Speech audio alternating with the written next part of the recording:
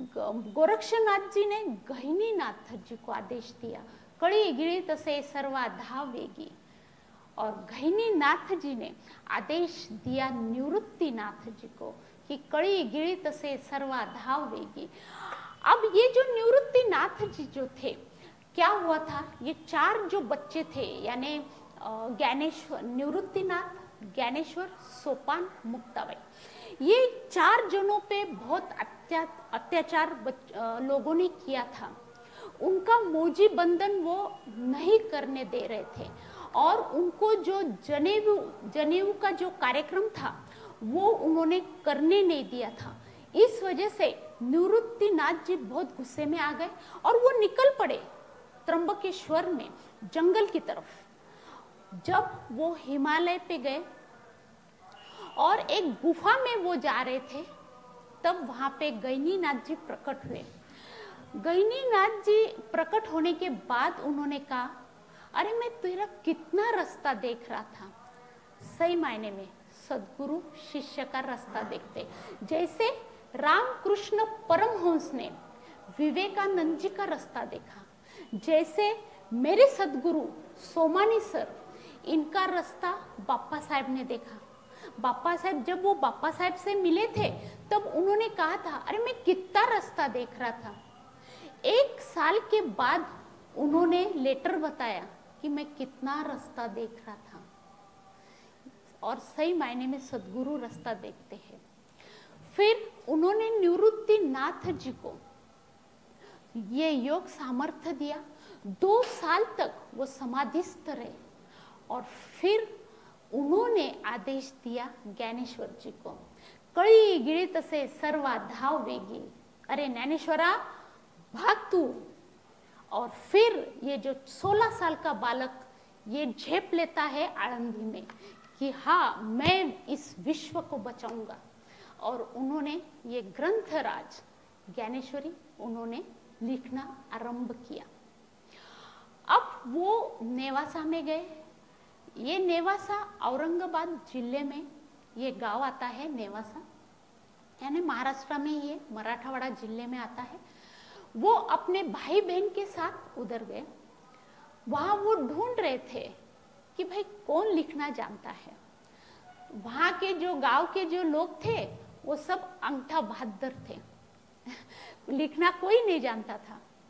तब उन्होंने पूछा कि कौन लिखना जानता है। अरे बोले जो लिखना जानते थे वो अभी मर गए और वो थे सच्चिदानंद बाबा।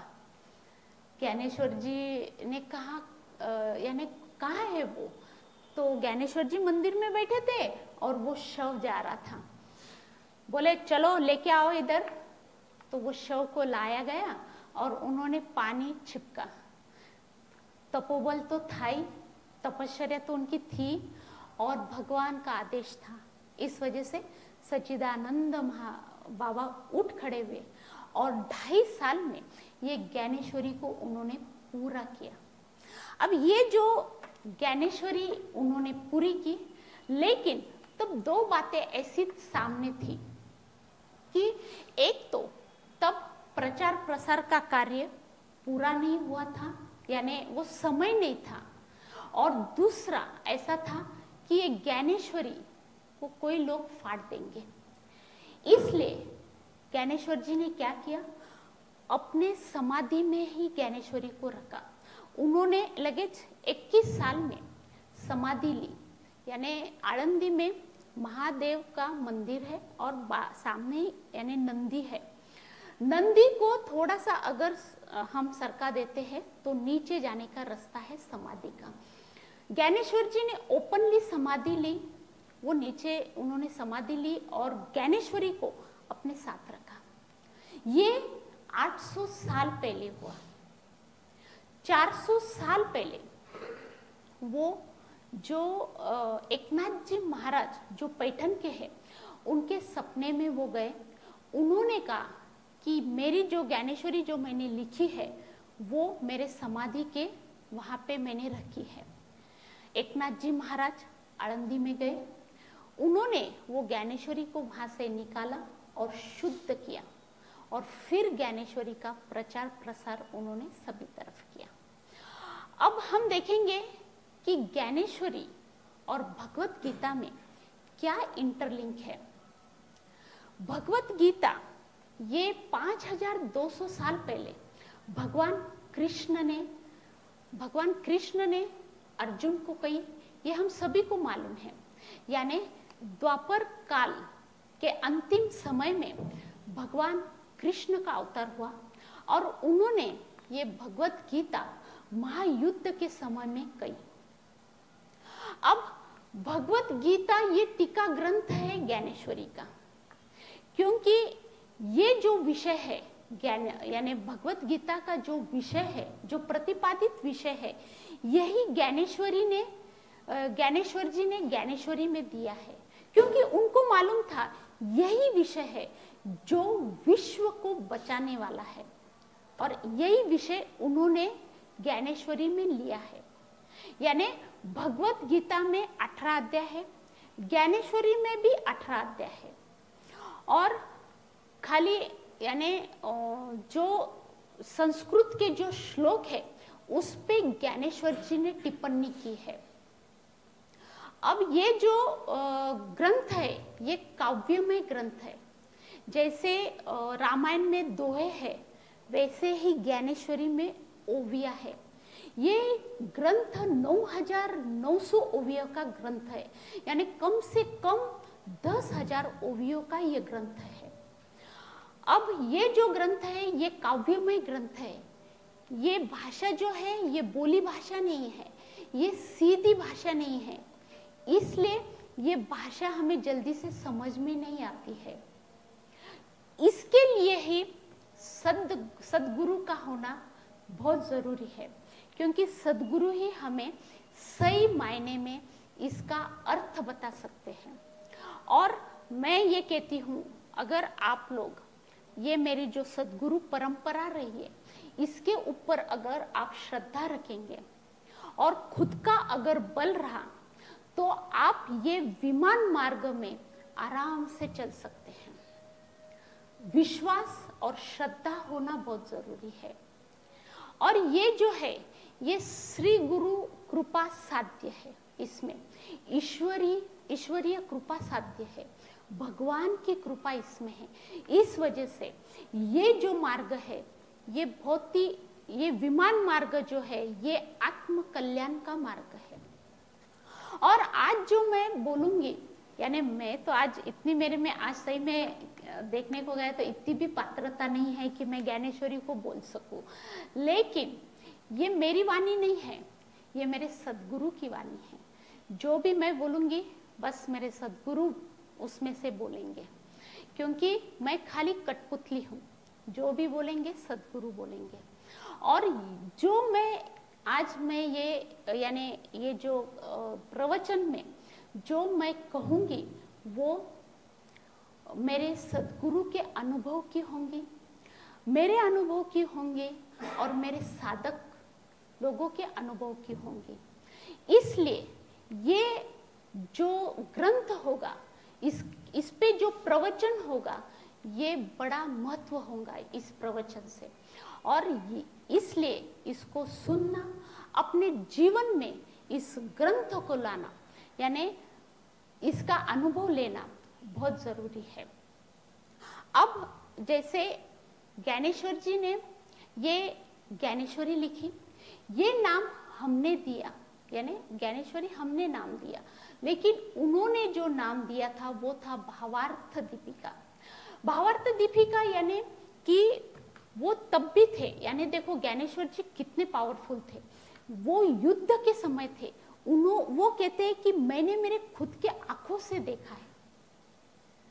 और तब भगवान श्री कृष्ण के क्या भाव थे, अर्जुन के क्या भाव थे, उनके मन के क्या भाव थे, उनके अंतरंग के क्या भाव थे, उनके अनुभव के क्या भाव थे, उन्होंने साधना के अनुभव के क्या भाव थे, ये सब भाव उन्होंने पूरे इसमें भावांकित किया है और इसी ज्ञानेश्वरी में उन्होंने अंकित किया है।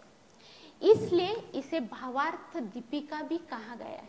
अब दीपिका यानी दीपक की ज्योत, आध्यात्मिक ये जो आध्यात्मिक की जो ज्योत है यही दुनिया को प्रकाश देने वाली है, इसलिए इस भावार्थ दीपिका का बड़ा महत्व है। अब उन्होंने ये यानी ये जो भावार्थ दीपिका है ये दिशा बोध देने वाला ग्रंथ है, क्योंकि ये पूरे जगत में इसको प्रकाश देने वाला ये ग्रंथ है। इस वजह से निवृत्त जब ये यानी ज्ञानेश्वर जी ने जब ये ग्रंथ लिखा और वो निवृत्तिनाथ जी के पास गए, यानी उन्होंने जब ये ग्रंथ लिखा अपने सदगुरु निवृत्तिनाथ के चरणों पे उन्होंने ये ग्रंथ को अर्पण किया, तब वो एक ओवी आती है, सात सच्ची सदगुरु नाथे निमित्त करुणी माते संबंध व्याजे जगाते रक्षिले जाना। सात सच्ची सदगुरु नाथे कि वो बोल रहे हाँ मैं जो बोल रहा हूं वो मैं सच बोल रहा हूं। यानी देखो हमारे जैसे ज्ञानेश्वर जी थे क्या? हम तो कभी भी झूठ बोलते क्या नहीं? हमने तो झूठ बोलने में पीएचडी की है, वैसी पीएचडी ज्ञानेश्वर जी ने नहीं की थी। ज्ञानेश्वर जी हमेशा सच बोलते हैं और वो बोलते हैं सात सच्ची सदगुरुनाथ है कि मैं सत्य बोल रहा हूं कि ये जो मेरा ग्रंथ है ये विश्व को बचाने वाला ये ग्रंथ है और ये ग्रंथ ही देवयुग लाने वाला ये ग्रंथ है। देखिए, और इस वजह से ये यानी सात सच्ची सदगुरुनाथ है, निमित्त करुणी माते कि मुझे खाली निमित्त किया है मेरे सदगुरु ने, सदगुरु का ही है ये कार्य। और संबंध व्याजे जगाते रक्षिले जाना कि ये जो मेरा ग्रंथ है ये ग्रंथ ही पूरे विश्व का रक्षण करने वाला ग्रंथ है, क्योंकि ये ग्रंथ ही देवयुग लाने वाला है। और ये देवयुग लाने वाला ग्रंथ कब होगा? जब ये ग्रंथ का हम यानी हमारे जीवन में ये जो प्रयोग ज्ञानेश्वर जी ने इसमें दिए हैं, इसमें जो साधना का मार्ग उन्होंने बताया है, जब हम ये हमारे जीवन में अपनाएंगे तभी देवयुग आने वाला है। तभी यानी देवयुग यानी कैसे आएगा? यानी देव मानव यानी जो देव है यानी देव मानव यानी मानव ही फिर देव के जैसे हो जाएंगे। यानी ये जो देव शरीर है ये मानव शरीर होगा, ये जो देव मन है ये मानव मन होगा, तभी देवयुग आने वाला है। और ये देवयुग इससे ही आने वाला है। इन्होंने जो 4 योग दिए हैं, कर्मयोग, ज्ञान योग, राजर्षि योग, बुद्धि योग और भक्ति योग।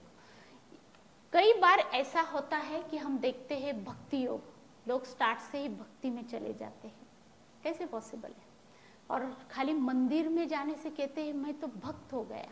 नहीं, ये हर एक योग से जाना होगा, कर्म योग से जाना होगा, फिर राजर्षि योग। ये राजर्षि योग तो उन्होंने ये प्रकट किया है ज्ञानेश्वरी में।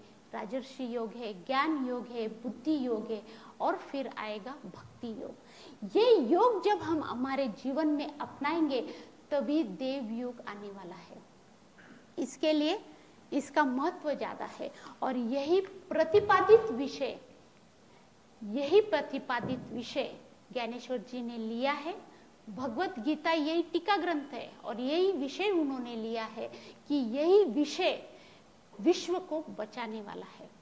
और बस उनका यानी सदगुरु का कृपा प्रसाद रहा और सदगुरु ने उनको आशीर्वाद दिया, वो पावर दी कि उन्होंने ये ग्रंथ राज सामने लाया, निर्माण किया और ज्ञानेश्वरी को उन्होंने लिखा।